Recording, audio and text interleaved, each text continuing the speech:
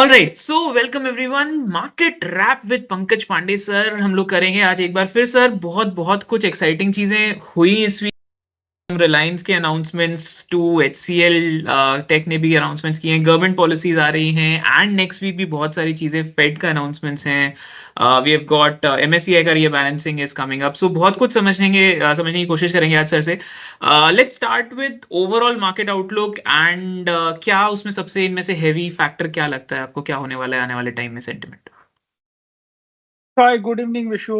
So, like you said, September historically has been a very volatile month, and this time it is coinciding with a number of events.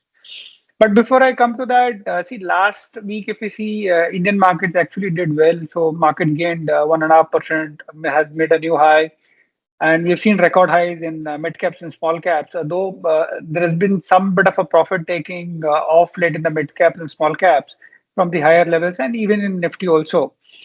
But now coming to September, yes, you have a big event. So all eyes are on Fed. September, like I said, is sort of a volatile month. But our sense is that the market is going to digest all this volatility and largely head towards a newer highs of 25,800. And supports are going to be about 24,700. And I think 1 year target we have given for Nifty is 27,500. And I think largely markets will depend on what kind of global cues pan out. And I think sectorally, if you look at defensives have started to do well. We've seen IT doing very well. Pharma is looking has already been sort of doing well. Consumption is looking good, and metal is something which is on the verge of or is on a favorable risk reward position. So any kind of a positive news can sort of lift some metal stocks. But that way, markets are poised well. Volatility is going to be there, but we are looking or we are aspiring for new highs. right sir sir next up let's also discuss MSCI rebalancing I think a lot of people are talking about it thinking about it कब होगा and क्या impact होगा इस पर इसका markets पे So broadly, if you look at Vishu, see Indian markets have been getting higher weights, and this time also MSCI weightage from 19.4%, the weightage of India is going to go up to 20%.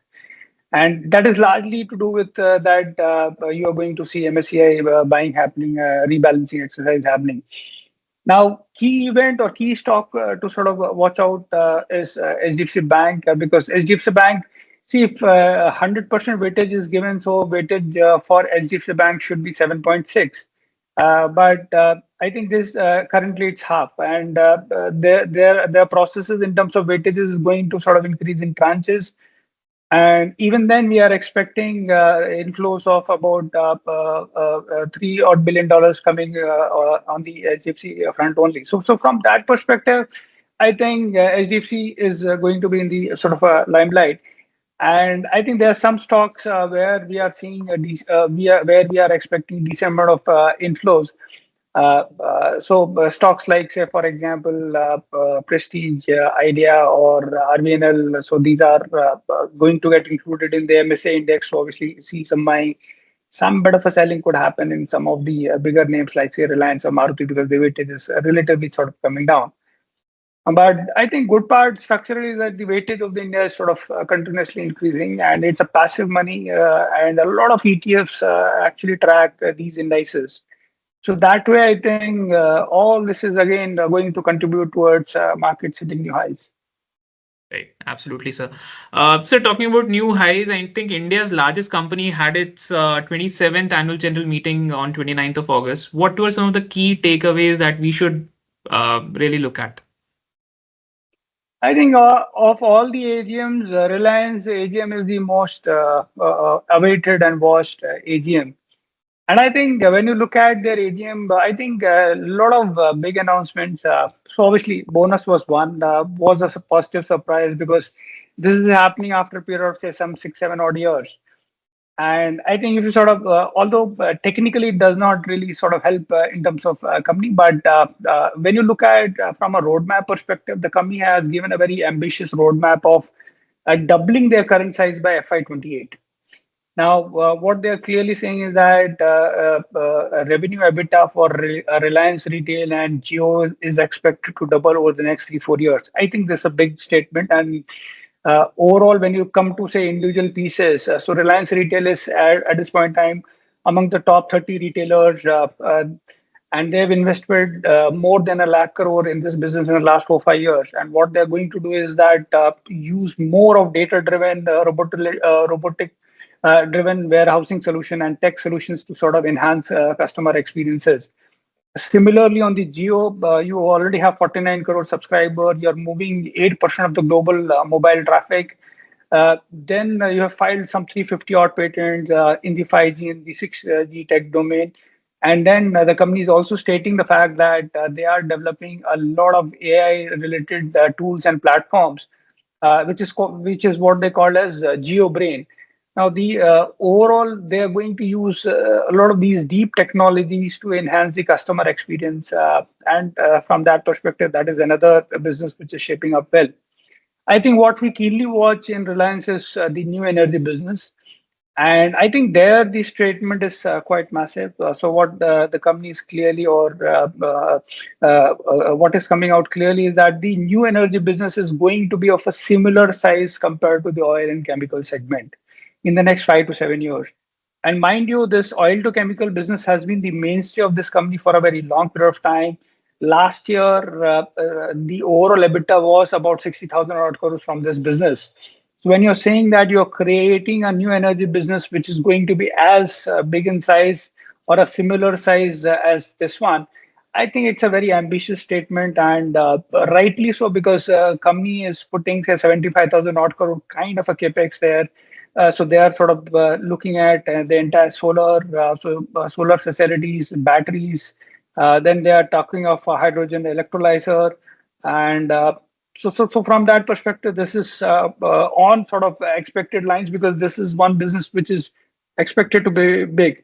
Now, coming to their traditional business, which is your petrochemical business, so they are adding minor capacities in the minor according to them. Compared to their size, about 1 million ton of polyester capacity, uh, s- uh, uh, or about 1.5 million tons of PVC and CPVC kind of a capacity.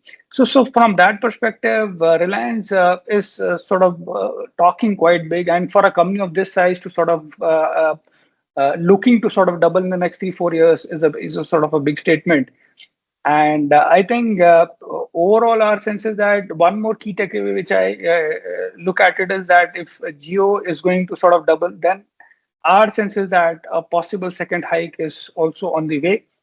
It could be more than a year down the line, but that is definitely on the table in the next 3 4 years. Because if you are to double your EBITDA, I don't think that is possible without rate hike. So I think that is very much in the coming, and which is positive news for even the other telecom players as well.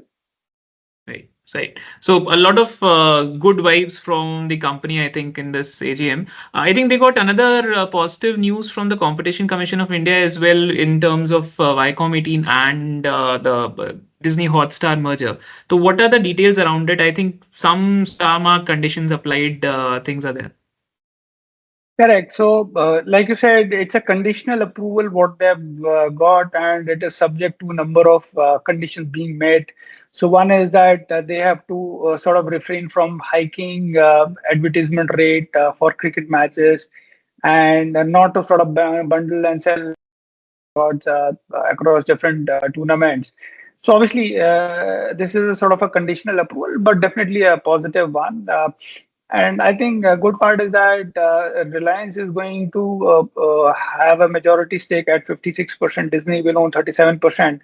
And this is a massive entity with a valuation of about 70,000 odd crores, presence across both TV and streaming space. They'll have a ad share of 40%, viewership share of 35%. And on top of it, Reliance is going to infuse further money. So from that perspective, I think this is a giant in the making. So I think stars are aligning for Reliance, and we have been saying also to customers also that Reliance within large caps can be a part of your core portfolio, and a sizable portion of that can be Reliance. So I think at this point in time, there's nothing to sort of suggest any kind of a disappointment in Reliance. Absolutely, sir. Sir, I think we also had two analyst meets this week. One was HCL Tech and LTTS. What are the broader shades that are appearing there, sir? So I think, see, what has happened is that with the US rate cut coming on the front, the overall IT as a pack has started to sort of deliver, and we had this some analyst meet, so the likes of HCL Tech. Now, overall, the company is saying that in the medium term, next 4 5 years, they are expecting industry might grow in high single digits, but they aspire to grow in double digits, and which is why they are looking to sort of deliver a lot more better growth than the sort of competitors. And I think demand environment, they are clearly saying that some bit of a revival is what they are seeing in the BFSI side, and technology, media, and telecom. Vertical is also sort of seeing some bit of a discretionary spending coming in. And I think the rest of the other verticals, I think they're seeing mostly the cost optimization deals which are sort of coming in. And I think what they're also sort of looking at is some bit of a margin expansion. So overall, the outlook is that the management has said that the FY25 growth is again going to be 3 to 5%, but over a period of time, this growth is going to sort of go up, and margin profile is also expected to be 18 to 19 odd percent. So I think some ray of hope is started to sort of trickle in. So these are incremental positives, and which is why markets have been sort of lapping up, because we all know that there's decent amount of liquidity across caps, and IT for a long period of time hasn't really done well. So any kind of a positive news flow does creates it's a positive vibe on the stock. Right, right, sir. Sir, I think there's another news doing rounds, which is around the scrappage policy. It may be preparing for we may see a comeback of the scrappage policy. How is it gonna affect the sectors, and what's does it look like that's going to happen, sir? So I think a good part is that scrappage policy is expected to get a new lease of life, because I think scrappage policy is extremely important from the perspective that obviously it helps the environment, because you're not again you're utilizing the existing resources once more, and I think it does help in terms of lesser pollution. So I think now there are reports sort of coming in that CM officials, industry players, and government authorities, all of them have agreed to offer discounts. Whosoever wants to purchase new vehicle after purchasing their older ones. And discounts are in the range of say 1.5 to 3.5%. And this is definitely positive for the industry and should help volume growth in the near to medium term. And I think, like I said, it also sort of promotes a circular economy by phasing out unfit and sort of polluting vehicles. But of all the segments, what we see is that this is specifically more positive for the CV players, the likes of Ashok Leyland, Tata Motors, or Eicher Motor, because they have their commercial vehicle arm. So that is where I think, and this discount is over and above the normal discount which usually flows in the system. So from that perspective, let's not sort of confuse with other respective discounts.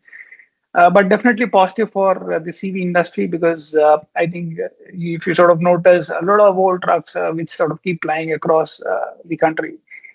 And I think if you get better rates, definitely this overall recycling is definitely going to get a good boost. Right, right, absolutely, sir. Sir, another new initiative that was recently launched by the government was, I think, Unified Lending Interface. It's being in the process of being launched. So, what is it, and how is it gonna impact the market, sir?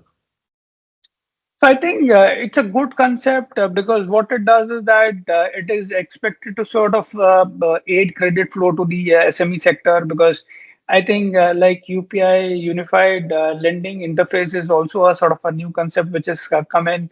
And what will happen is that a consent-led sort of digital access of borrowers' financial and non-financial data, that will also sort of include the land records, will be available to the lender, and that will sort of give a good amount of confidence to the lender to sort of lend it in a far more faster manner, and also the perspective that the underwriting is going to be sort of better. Now, nationwide launch of this is going to sort of take time. We will get some more feedbacks in terms of if there are any shortcomings there. But as a concept, this looks extremely bright. And I think not only MSMEs, in fact, our sense is that it is possible that this will get extended to the agriculture side also, because it does. So in that way, it is going to sort of help in the financial inclusion as well. But overall sense is that this is definitely positive for banks and NBFCs because it is going to overall improve the data which is available to them for lending purpose. And obviously, you will have lesser paying cycles as well. So from that perspective, they can keep a tab on their asset quality as well. Right, right. Sir, another positive stroke from the government, I think on the infrastructure front, there are going to be some relaxations in terms of exposure to the lending that is done to the infrastructure sector. What is the news about and who will be the primary beneficiaries from this, sir? So I think if you recall, RBI had come up with a note that they wanted to increase the provisioning for under construction projects from say 0.4% to 5% in a phased manner in next 3 years. Now that created a lot of challenges in terms of that projects will become unviable or possibly even the rates is going to sort of go up. It looks like that the RBI is not going to probably take that stream, and there might be some midway, because what happens that from 0.4% to 5% is quite a sort of a steeper provisioning, and then the time frame is also 3 years. So what we are sort of sensing is that one, there could be a relaxation in terms of the number of years, say from 3 to 5 years possible. Similarly, the provisioning from 0.4 to 5% also might be sort of lower, so it may not be really 5%. The segment which gets impacted most is some of these NBFC PSUs, and I think if this relaxation comes in, PFC, REC, and IRDA are going to be the primary beneficiaries. Right, right. Absolutely, sir. Sir, and finally, now we come to the final segment of the week, which is the hidden gem of the week. Which will it be this time? IT is in flavor, so I'll want to sort of recommend IT. So Sonata Software, this is one company which we have been sort of tracking for a good period of time. This is one company which is sort of consistently done well. And so they have two business segments. So one is they provide IT services, and then there is another business which does product licensing services to its client. Now, Sonata Software expects a better growth rate, especially the growth is expected to sort of accelerate in the second half. And also, the company has given a longest target of $1.5 billion by to be achieved by FY 27. And I think for them, the pipeline is also healthy. Overall, our sense is that they can easily deliver 12-13% kind of a growth in terms of dollar terms. And growth rate for them is going to be relatively better, closer to 9% in FY 25. And I am talking of the IT services business because the other business, while it does contribute more, but it's a sort of a lower margin kind of a business. Typically, the Sonata gets valued only for the IT services business. Now, the company continues to sort of do good deal wins. So in Q1, they had won 3 deals. They're pursuing about 49 more deals. And one more good thing is that while everyone talks about AI, and I think this company says that they are anticipating 20% of their revenues to come from AI services within the next 3 years. So from that perspective, they are at the forefront of whatever changes you are seeing in terms of AI. Now, there could be some short-term pressure in terms of wage-related or other delays, which could have some implications for margin. But overall, our sense is that margins are expected to recover by FY 26 and to a normalized mid 20% kind of a level. So I think this is one company which is talking good in terms of AI contributing a significant portion, plus their growth rate is going to be a low double digits. There would be some margin recovery, although there are some near-term margin pressure, but historically they've delivered very well.